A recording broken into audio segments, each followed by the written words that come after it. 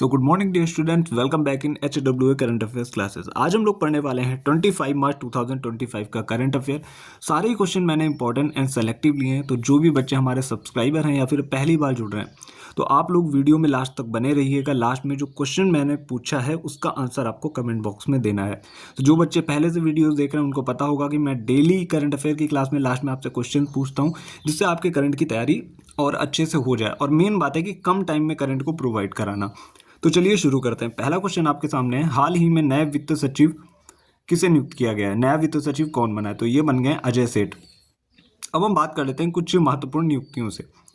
जैसे कि राष्ट्रपति की अभी सचिव बनी थी दीप्ति उमाशंकर, रक्षा सचिव बने थे अभी राजेश कुमार सिंह, BCCI के सचिव बने थे देवजीत सैंकिया, और पहली महिला विधि सचिव बनी थी अंजू राठी राणा, और कैबिनेट सचिव बने थे TV सोमनाथन। अभी और भी नियुक्तियां हैं जो आगे के क्वेश्चंस में कभी आएंगे तो मैं आपको वहां पे रिवाइज करा दूंगा। फिलहाल पहला क्वेश्चन फिनिश हो चुका है। अब हम चलते हैं सेकंड क्वेश्चन की तरफ।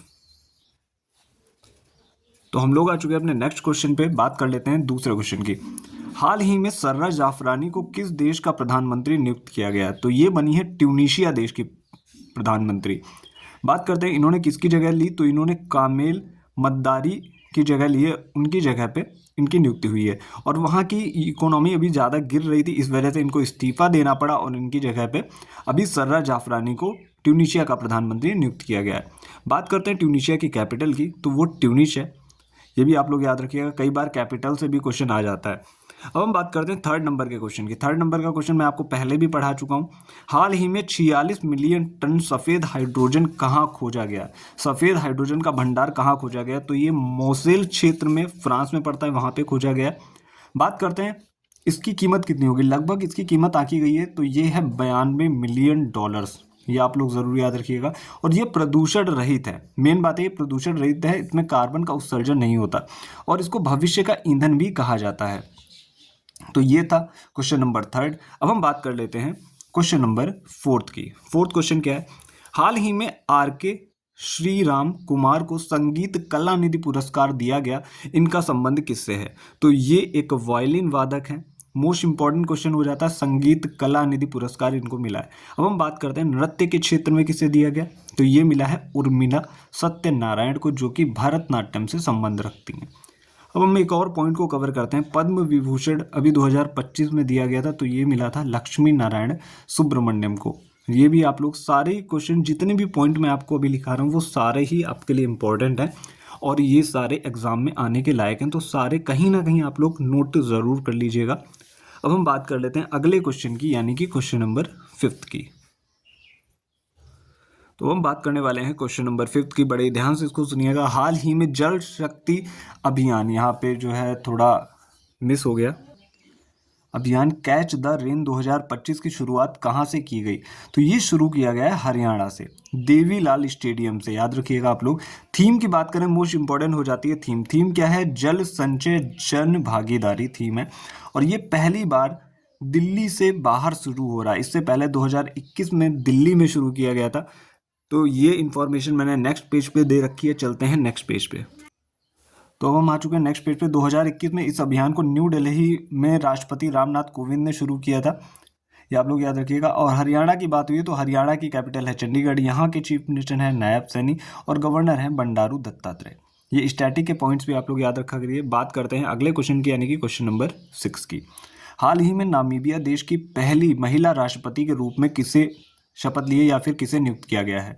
तो ये बनी है नेटुम्बो नंदी नैदतेवा। ये भी मैं आपको बता चुका हूँ। नामीबिया की राजधानी की बात करें तो वो है विंडहोक, और करेंसी की बात करें तो वो है नामीबियन डॉलर।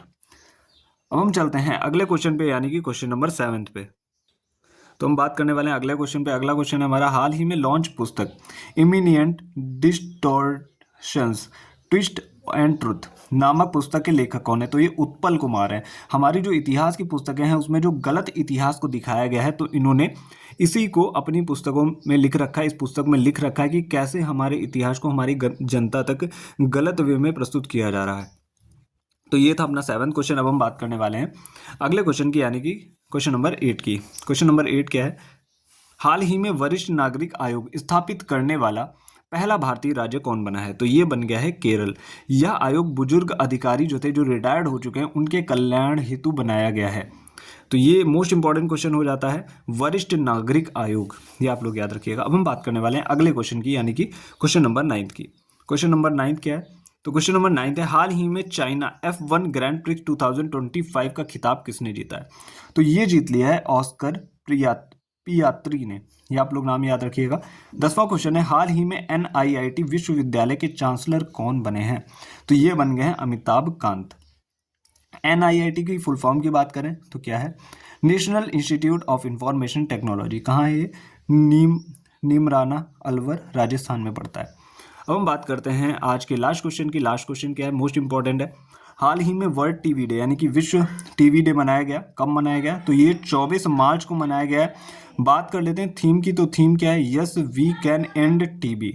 अब हम बात करते हैं 2025 तक टीबी को खत्म करने का उद्देश्य है। भारत सरकार ने 2025 तक टीबी को खत्म करने का उद्देश्य बनाया है। अब चलते हैं आज के क्वेश्चन की तरफ, जो कि मैंने आपसे पूछ रखा है, इसका आंसर आपको कमेंट बॉक्स में देना है। कबड्डी विश्व कप 2025 का खिताब किसने जीता है? मोस्ट इंपॉर्टेंट क्वेश्चन हो जाता है और कहीं ना कहीं एग्जाम में आएगा। तो जिन बच्चों को ज़्यादा से ज़्यादा इन्फॉर्मेशन इसके बारे में आती हो, तो आप लोग इसके बारे में लिखने की कोशिश ज़रूर करिएगा। तो आज मैं रिवीजन में आपके लिए लेके आया हूँ मार्च जो मंथ है उसके इम्पॉर्टेंट डेज। तो ये आप लोग ज़रूर याद रखिए, हर मंथ के डेज याद करके जाइए, क्योंकि SSC GD का एग्ज़ाम है, दिल्ली पुलिस का एग्ज़ाम है, जो भी आप एग्ज़ाम देते हो वहाँ पे एक नया क्वेश्चन या फिर दिवस से पूछेगा या फिर उनसे रिलेटेड थीम से ज़रूर पूछेगा। तो चलिए पढ़ लेते हैं। 1 मार्च को मनाया गया विश्व नागरिक सुरक्षा दिवस, और 1 मार्च को ही शून्य भेदभाव दिवस भी मनाया जाता है। 3 मार्च की बात करें तो विश्व वन्य जीव दिवस, और 3 मार्च को ही विश्व श्रवण दिवस। ये देखिए दोनों दिवस और ये दोनों एक ही दिन मनाए जाते हैं, ये 1 मार्च को, ये 3 मार्च को। अब हम बात करने वाले हैं 4 मार्च की। तो 4 मार्च को राष्ट्रीय सुरक्षा दिवस मनाया गया। 7 मार्च को जन औषधि दिवस मनाया गया। 8 मार्च को अंतर्राष्ट्रीय महिला दिवस मनाया गया। 10 मार्च को राष्ट्रमंडल दिवस मनाया गया। 16 मार्च की बात करें तो राष्ट्रीय टीकाकरण दिवस मनाया गया। 18 मार्च को आयुध निर्माण दिवस मनाया गया। तो ये थे इम्पॉर्टेंट डेज ऑफ मार्च। फिलहाल तो आज का वीडियो थोड़ा शॉर्ट रहने वाला है, तो मैंने इतने कम टाइम में, क्योंकि कंडीशंस ऐसी नहीं थी रिकॉर्डिंग करने की, बट मैंने फिर भी ये वीडियो रिकॉर्ड करके डाल रहा हूँ। और कल प्रॉपर वीडियो बिल्कुल उसी तरीके से आएगा जैसे पहले अभी तक आ रहा था। तो जितने भी बच्चे लिख रहे हैं चीज़ों को, तो वो ये चीज़ें भी नोट कर रखें, क्योंकि अभी तक मैं कल आपको फिर जनवरी मंथ का रिवीजन करवा दूंगा। फरवरी के जितने भी इंपॉर्टेंट डेज हैं, उनकी थीम्स हैं, उनका भी रिवीजन मैं आपको करवा दूंगा। तो फिलहाल आज के लिए इतना ही। कल हम लोग मिलेंगे next day next important current affair के साथ। तो जितने भी बच्चे आंसर नहीं दे पा रहे हैं, वो कोशिश किया करें कि गूगल से देख के आंसर दे दें, तो भी अच्छा रहेगा। तो मिलते हैं next day next important current affairs के साथ। Thank you.